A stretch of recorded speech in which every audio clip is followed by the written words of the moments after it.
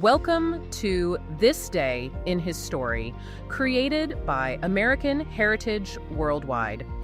A reminder that every day holds something new to learn. Have you ever wondered what it would feel like to travel more than 1,300 miles across rivers, mountains, and open plains, not knowing exactly where or when your journey would end? Learn that the first pioneer company consisted of 148 people traveling in 72 wagons as they entered the Salt Lake Valley. Learn how President Brigham Young, who was ill with mountain fever in the back of a wagon, raised up and declared, "This is the right place. Drive on." Discover that President Young declared that he had already seen the Salt Lake Valley in a vision before arriving there, and that while in Nauvoo, he and Joseph Smith sat many hours at a time conversing about this very country.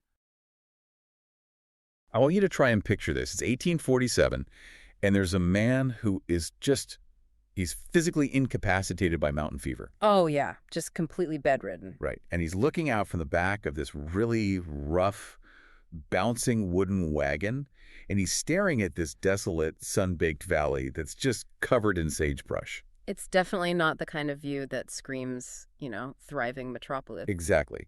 But in that specific moment, in a state of absolute physical collapse, he looks at it and decides, yes, this is where we are going to build a global headquarters. It's almost unbelievable. It really is. And I want you to hold that image in your mind today.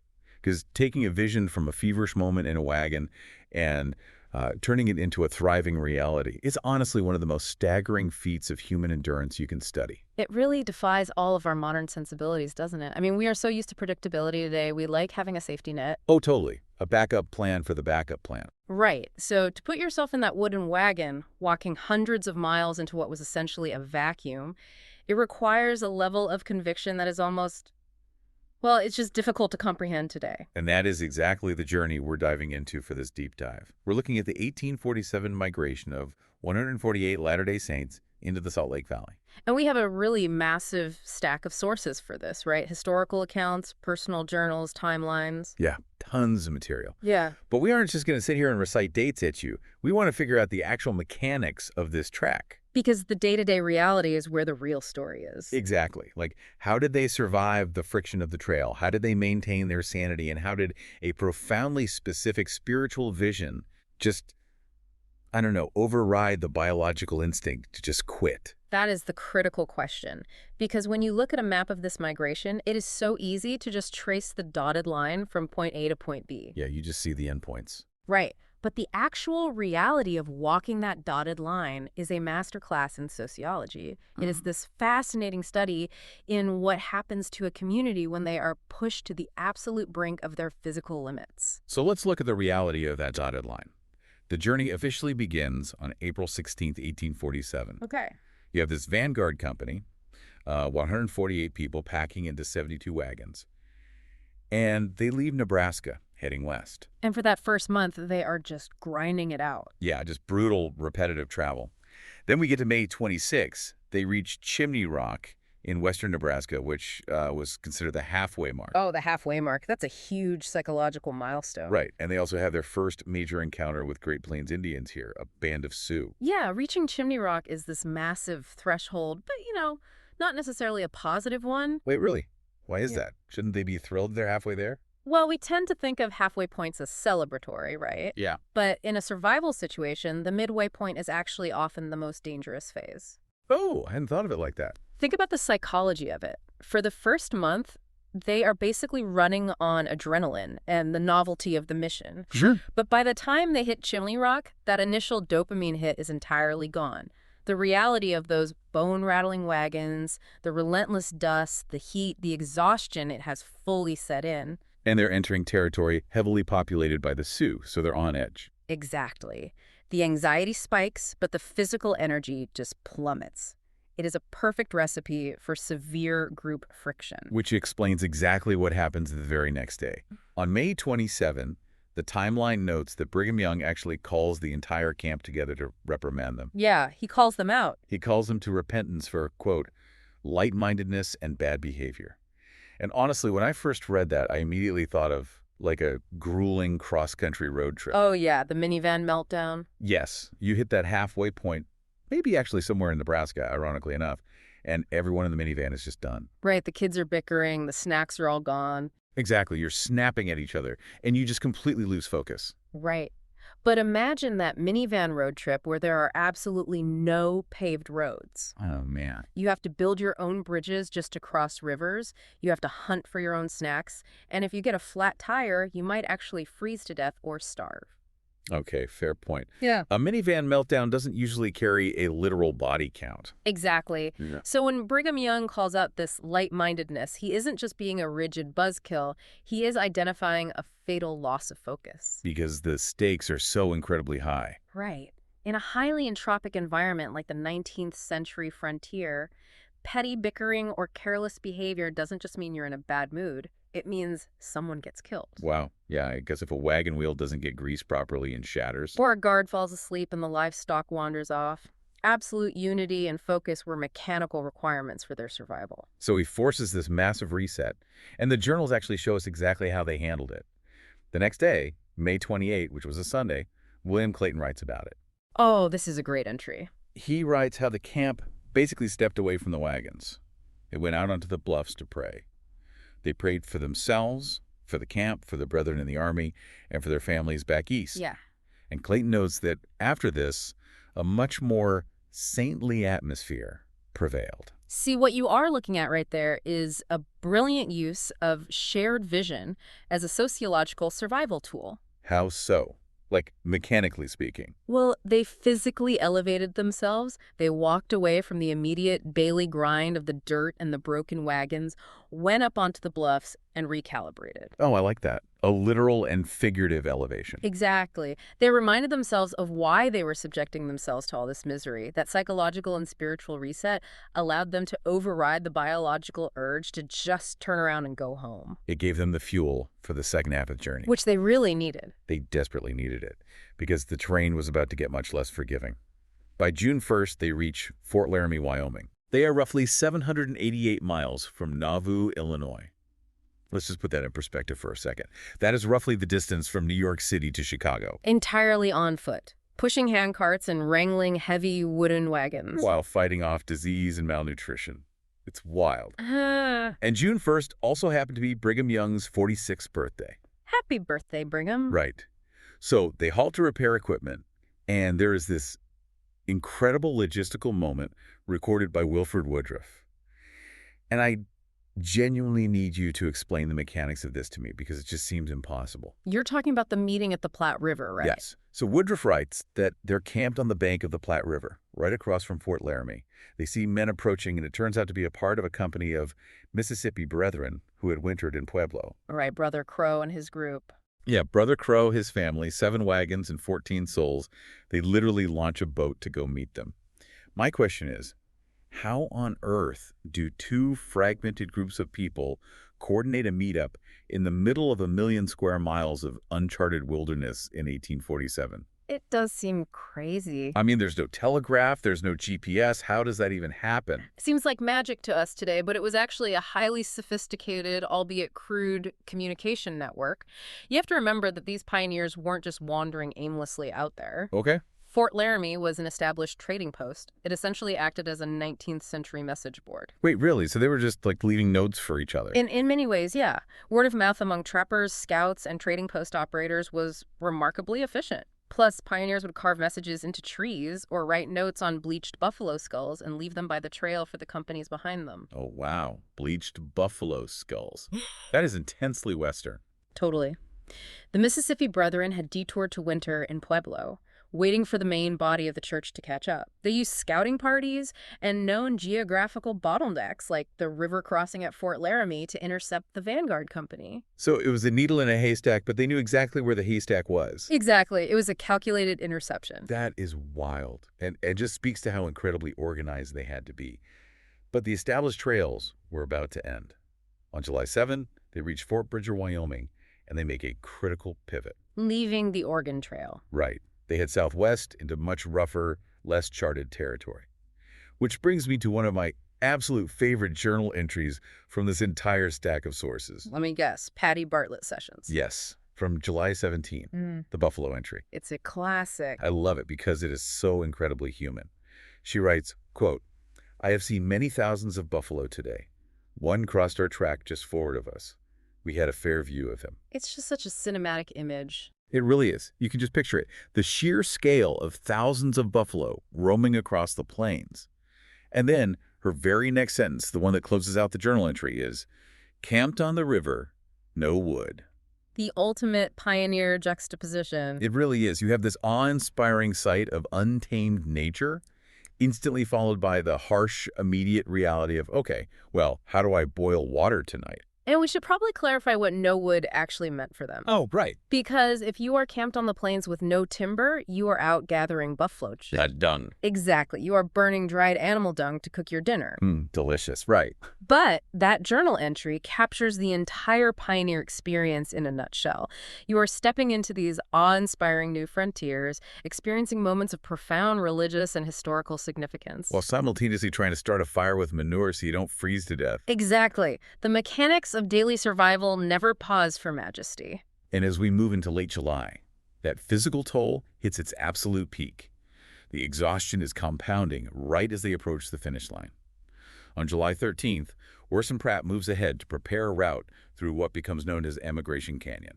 He's essentially acting as the vanguard for the vanguard, charting the final, most treacherous approach through the mountains. Which pays off on July 21 and 22.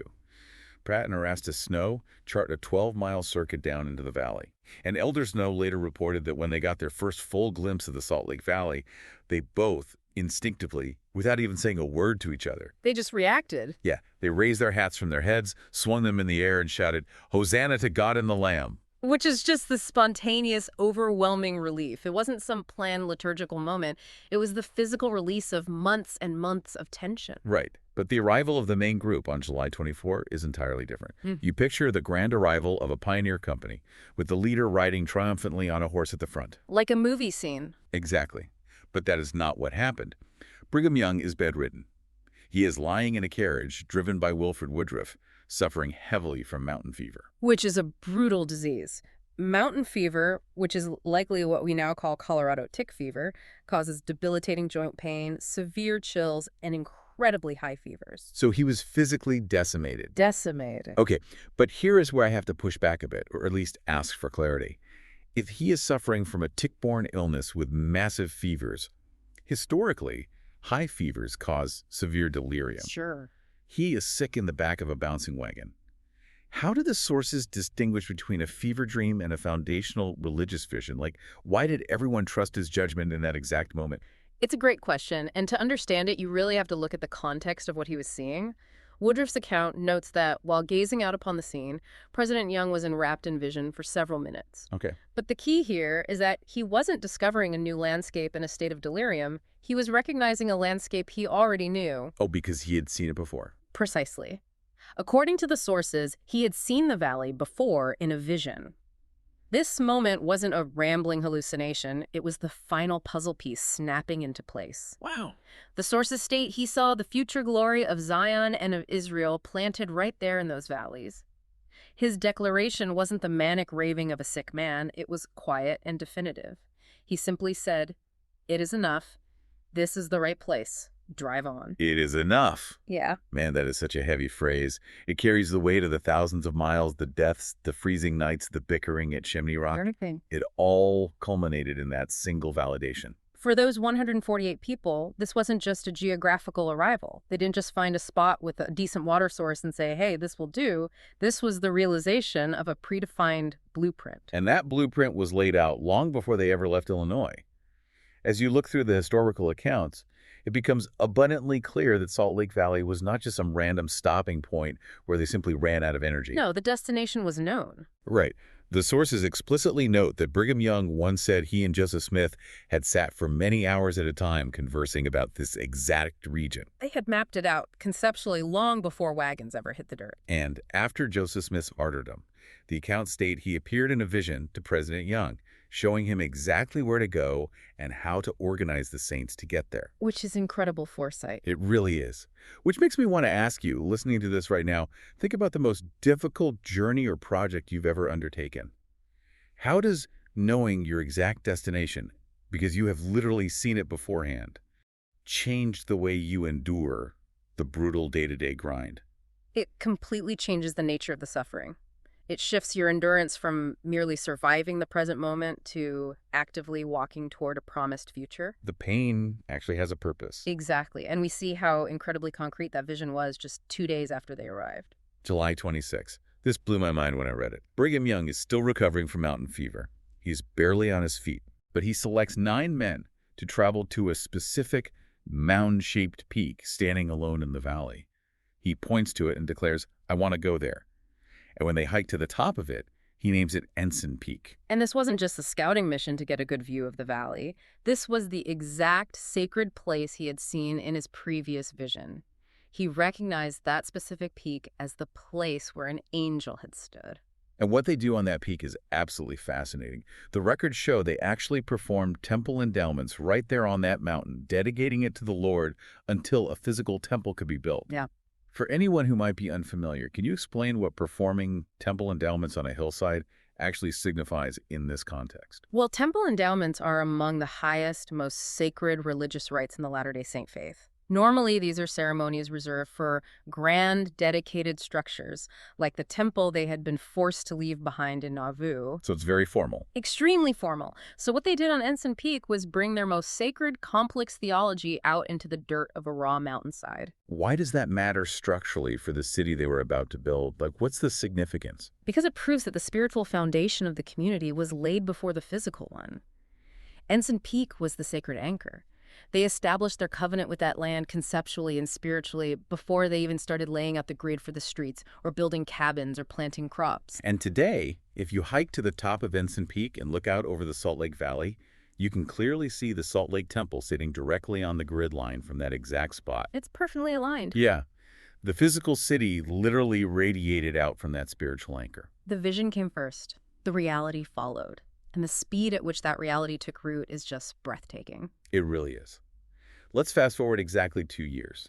We go from that quiet, solemn arrival on July 24th, 1847, where a sick man in a wagon just says, "This is the right place," to July 24, 1849. Exactly 24 months later. Yes. The residents of this new Salt Lake City are literally woken up by a blast of cannon fire and a brass band marching past their homes. It is an incredible display of rapid civilization building. You go from burning buffalo chips to fielding a marching band in 24 months. The contrast is just marvelous, Mhm. and it shows how deeply they felt the need to immediately celebrate and solidify that arrival. They didn't wait a decade to see if the city would survive. They started memorializing it on year 2. Because the leaders understood that memory is the glue of a society. And that celebration has only grown over time. It evolved from those early parades into what was called Pioneer Days, then Covered Wagon Days. And since 1943, it's been known as the Days of 47. It's a huge deal now. Oh yeah. Today, Pioneer Day on July 24 is massive. It's a state holiday in Utah. It's celebrated by church members worldwide. You are looking at huge parades, historical reenactments, rodeos, massive concerts, devotional ceremonies, and even a major marathon. And we also can't overlook the physical monuments that cement this legacy. In 1947, for the 100th anniversary of their arrival, they erected the massive "This is the Place" monument right at the mouth of Emigration Canyon. It's gorgeous. They carved Brigham Young's definitive words right into the bronze and stone. It's a permanent, physical reminder of that specific, fragile moment in time. And there is a real sociological reason these celebrations and monuments exist. It isn't just about throwing a parade. Memorializing sacrifice serves a vital function for any community. How so? Well, celebrating those pioneers is about ensuring that subsequent generations, the people who get to drive minivans on paved highways today, understand the sheer cost of establishing the society they now enjoy. You don't get the minivan without the wagon. Right. You do not get the thriving, modern metropolis without the people who walked 800 miles and slept in the dirt. The present is bought and paid for by the endurance of the past, which is exactly what I want you, the listener, to consider today as we wrap up this deep dive. Absolutely. Think about the sacrifices of those 148 pioneers in 1847. When you understand the gritty, daily reality they faced, the exhaustion, the psychological slumps, the freezing nights with literally no wood, and you pair that with their profound, unshakable faith and a shared vision, how does that change your appreciation for the foundations of your own life? It's a powerful shift in perspective. Whether it's your community, your family, or your career, everything we have today is built on the endurance of someone who came before us and just refused to quit. And that leads perfectly into a final thought to mull over, drawn directly from the overarching themes of our sources today. We've spent a lot of time exploring how Brigham Young and the pioneers held on to a predefined vision for the future, even when they were physically decimated. Yeah. So if you were standing on your own Ensign Peak today, looking out over the vast, uncharted landscape of your own life, what kind of lasting vision would you map out for the generations that follow you? Thank you for joining us for this day in his story. May the lessons of yesterday inspire you to see God's hand today and to play your part in his story now. For more faith-based learning, visit ahsworldwide.org, the homeschool for faith and family.